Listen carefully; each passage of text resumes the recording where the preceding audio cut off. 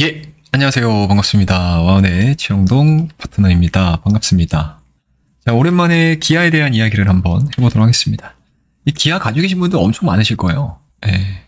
올해 상반기에 어떻게 보면 밸류업 내에서 은행주들과 함께 더불어서 가장 좋은 퍼포먼스를 보여줬던 게 현대기아차 그룹이었고, 그 안에서 현대보다 퍼포먼스를 좀 더 좋게 보여줬던 기업이, 종목이 기아였기 때문에, 그리고 기아가 뭐 2024년도 12월 달까지 들어오는 과정에서 어떻게 보면 이제 사업적인 부분들에 있어서 그렇게 크게 문제가 없었거든요. 오히려 성장하는 모습들을 더 많이 보여줬던 기업이었습니다. 뭐 그럼에도 불구하고 주가에 대한 탄력도가 상당히 좀 낮았던 상황이라 아마 보유를 하고 계셨던 분들 입장에서는 굉장히 좀 답답하지 않으셨을까라는 생각이 좀 드는데, 오늘 6%의 상승을 보여줌으로 인해서 그 서름을 단번에 좀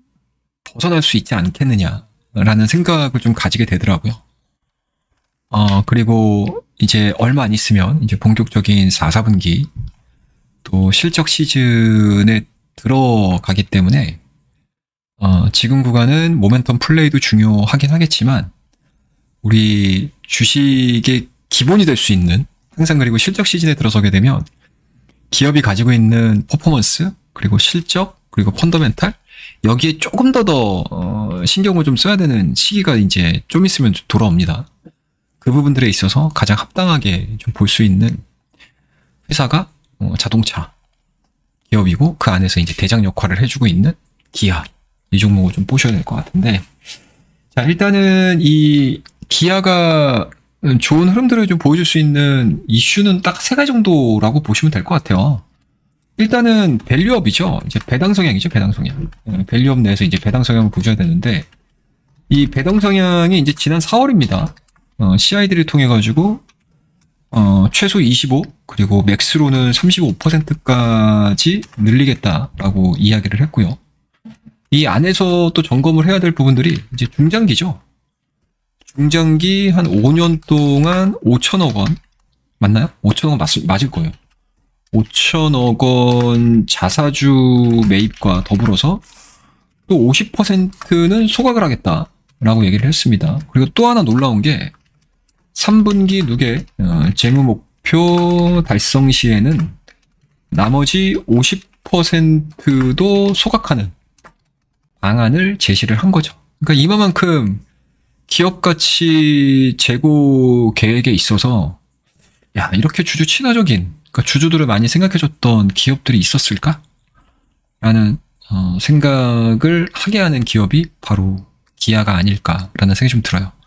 근데 이게 또 한편으로 괘씸하게 생각이 드는 게 뭐냐면, 꼭 정부에서 이렇게 밸류업 이렇게 강조를 해서 밸류업을 하는 게 아니고, 진작에 이렇게 주주 친화적인 정책들이라든지 주가를 올릴 수 있을 만한 일들을 회사 차원에서 계속적으로 좀 해왔다라고 하게 되면 기아의 주가가 과연 얼마까지가 있을까?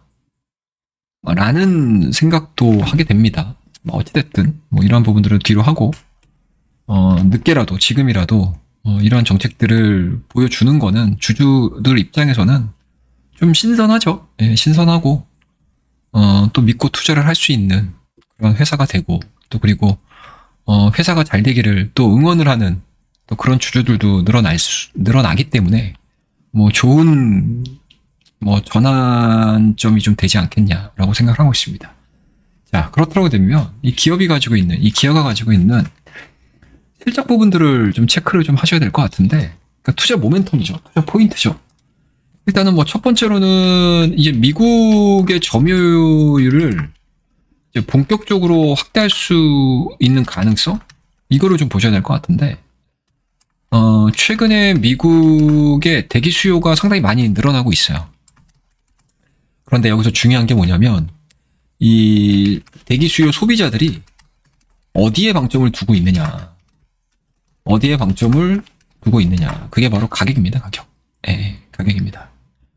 그래서 이러한 소비자들의 성향을 놓고 봤었을 때, 그냥 뭐 프리미엄 차? 뭐 약간 우리가 흔히 얘기하는 이제 고급차 뭐 이런 쪽으로 포커스가 맞춰지는 게 아니고 쉽게 얘기해서 이제 엔트리카 그리고 세그먼트 자체가 약간은 좀 뭐 중가 정도, 뭐 패밀리카 정도 이런 쪽으로 포커스가 많이 맞춰져 있는 상황이다 보니까 현대기아차, 그러니까 기아차를 포함한 현대기아차 그룹 내에 강점 아닌 강점으로 부각이 되는 거죠. 그래서 미국 상위 10개 기업, 10개 뭐 OEM 기업들, OEM 기업들을 기준으로 봤었을 때, 현대기아차의 해당 세그먼트 노출도가 거의 한 80%에서 한 90%가량 됩니다. 그에 따라서 상대적으로 타겟팅을 할 수 있는 그러한 이제 모델들을 좀 많이 보유하고 있다라는 거고요. 근데 여기서 또 한 가지 약간은 좀 기아를 평가절하했었던 부분들이 사실은 HEV, 그러니까 친환경차죠. 그러니까 현대차 대비해서 기아의 HEV 판매가 상대적으로 좀 부진을 했었는데 이제 올해 연말 4쿼터서부터 카니발 출시가 예정이 돼 있고 그 다음에 내년도면 스포티지 HEV가 판매가 시작이 되기 때문에 어느 정도는 좀 만회할 수 있고 좀 채워줄 수 있지 않겠냐, 시장의 눈높이를 좀 맞춰줄 수 있지 않겠냐라는 부분들이고, 그 다음에 미국 이제 BEV 배터리차, 배터리 이제 하이브리드는 나름대로 이제 선방을 할 수 있는 계획을 잡아놓은 상황들인데 이제 BEV, 그러니까 전기차에 대한 스토리들이 어떻게 좀 잡히느냐를 좀 보셔야 될 것 같습니다. 일단은 업계 내에서는 상당히 높게 잡아요. 상당히 높게 잡습니다. 근데 이거를 확정적으로 우리가 보기에는 좀 애매한 부분들이 뭐냐면 여전히 미국 내의 전기차와 관련된 뭐 배터리와 관련된 정책들 자체가 기존의 바이든 정부보다 트럼프 정부에서는 좀 약해질 수 있는 가능성이 상당히 높기 때문에 지금 수준에서 기아, 그러니까 현대기아차의 BEV 전략 자체를 너무 높은 밸류를 주기에는 약간 좀 부족한 부분들이 좀 있지 않겠냐라는 생각이 좀 들고, 아마 내년도 딱 트럼프 2기가 백악관에 들어가서 업무를 시작을 하게 되면 하나하나씩 우리나라 산업과 관련된 정책들이 이제 수면 위로 올라올 거예요. 그러면 그 수면 위로 올라오는 정책의 변화가 과연 우리나라 기업, 뭐 자동차 쪽으로 놓고 보게 되면, 뭐 전기차로 놓고 보게 되면, 뭐 배터리로 놓고 보게 되면 어떠한 형태로 이익이 될 건지, 아니면은 어느 정도 좀 손실로 잡힐 건지, 플러스 요인인지 마이너스 요인인지, 이런 부분들이 아마 최종적으로 시장에 전달이 될 가능성이 상당히 높기 때문에 일단은 지금 기아를 평가하는 데 있어서 BEV 전략을 너무 장밋빛 전망들만을 가지고 평가를 하기에는 저는 개인적으로는 좀 아예 빼고 평가를 하는 게 좀 맞지 않겠냐라고 생각을 하고 있어요. 근데 이러한 부분들을 빼고 나서라도 여전히 기아가 보여주고 있는 현재의 주가는 상당히 매력적이라고 저는 봐요. 주가의 매력도는 상당히 높다. 매력도는 상당히 높다. 라고 보는 거고요. 그리고 현재 지금 실적 기준으로 주가의 수준 자체가 PER 기준으로 한 4배 정도가 되는 거거든요. 4배, 뭐 한 중후반 정도 진행이 되고 있는데, 높게 잡았을 때. 이 수준이면은, 일반적인 제조 기업 대비해서, 상당히, 저평가 국면에 와 있다라고 저는 생각을 하고 있습니다. 그래서, 뭐, 낮은 가격대에서 관심을 좀 가지시는 타이밍에 있어서는 지금이 좀 최적기가 될 수 있지 않을까라는 생각이 좀 들고, 그와 더불어서 이제 내년서부터는 이제 본격적으로 이제 자사주 매입에, 뭐, 유입이 될 가능성이 높기 때문에, 뭐, 수급적인 부분들에 있어서도 뭐, 상당히 좀 우호적이지 않을까라는 생각이 좀 들고, 항상 연말에 배당과 관련된 수급적인 부분들, 그와 더불어서 뭐 지금 원달러 환율이 1440원, 30원? 이 수준에서 지금 계속 변동성을 좀 보여주고 있는데, 이게 계획 환율 자체가 상당히 낮아요. 예, 현대기아차 같은 경우는 1200원대 계획 환율 자체가 그 정도가 될 거예요. 높아봤자 뭐 한 1200원 중반대 이 정도인데, 지금 어느덧 1400원을 훌쩍 넘어서서 진짜 온 나라가 지금 걱정할 정도의 높은 환율에 지금 노출이 돼 있는데, 뭐 이러한 부분들은 아무래도 수출 기업들에 있어서는 좀 우호적인 환율, 우호적인 이제 환율 환경을 제공을 해줄 수가 있어서 아마 이게 이번 4분기에 좀 반영이 될 가능성이 높지 않겠냐라고 생각을 하고 있습니다. 그와 더불어서 이제 마지막으로 좀 볼 수 있는 부분들은 이제 북미 중심의 지역 믹스가 개선이 되고, 그와 더불어서 이제 하이브리드 차량 중심의 또 제품 믹스 개선이 좀 이루어질 수 있다라는 거, 그리고 특히 내년에는 이제 미국 점유율, 그와 더불어서 이제 미국과 유럽에서의 이 친환경 차량이 조금 더 2024년도 대비해서 좀 좋은 성과를 좀 만들어 준다고 하게 되면 현재 주가보다는 좀 의미 있는 상승세가 좀 만들어질 수 있지 않겠냐라고 저는 개인적으로 생각을 하고 있습니다. 그래서 이러한 부분도 좀 점검을 하시면서 대응을 좀 해보시면 좋을 것 같고, 마지막으로 이제 기술적인 부분들을 좀 보시게 되면 뭐 외국인들에 대한 순매수세가 그냥 차트의 흐름들하고 동일하게 진행이 되고 있다라고 볼 수 있습니다. 외국인들이 이제 주가가 엄청나게 상승을 하는 이 상승 기조에서 외국인들에 대한 매수세가 살아나기 시작을 하면서 주가가 올라갔다라고 보면 되고요.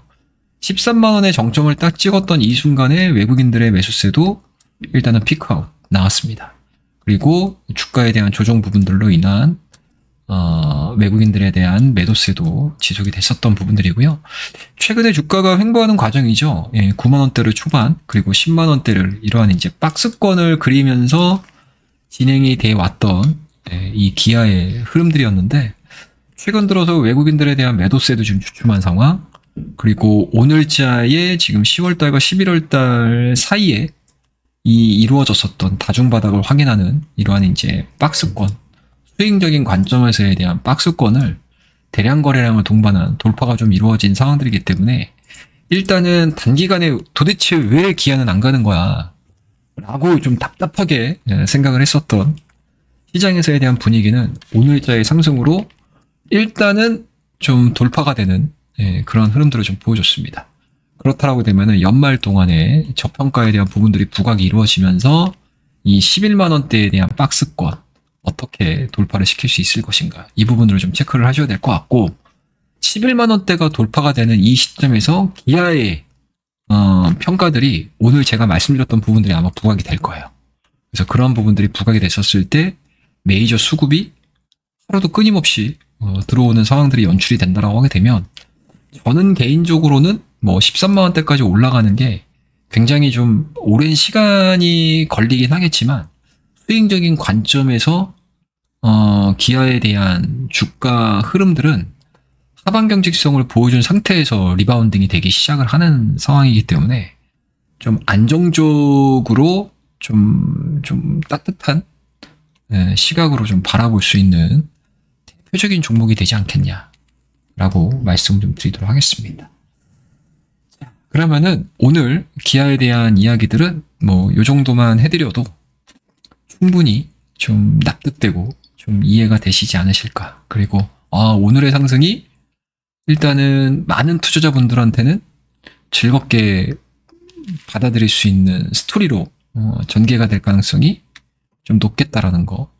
그리고 확실히 10월달, 11월달, 12월달로 이 진행되는 이 과정에서 굉장히 좀 단단한 바닥들을 확인을 했구나 정도 이해를 해보시면 앞으로 기아를 보는 데 있어서 그래도 기본은 알고 기본은 그래도 인지를 하고 숙지를 하고 바라볼 수 있지 않을까라고 말씀 좀 드리도록 하겠습니다.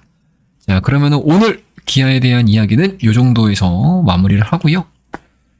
오늘 내용이 좋으셨다면 구독과 좋아요, 알림 설정 눌러주시고 많은 응원 부탁드리도록 하겠습니다. 감사합니다.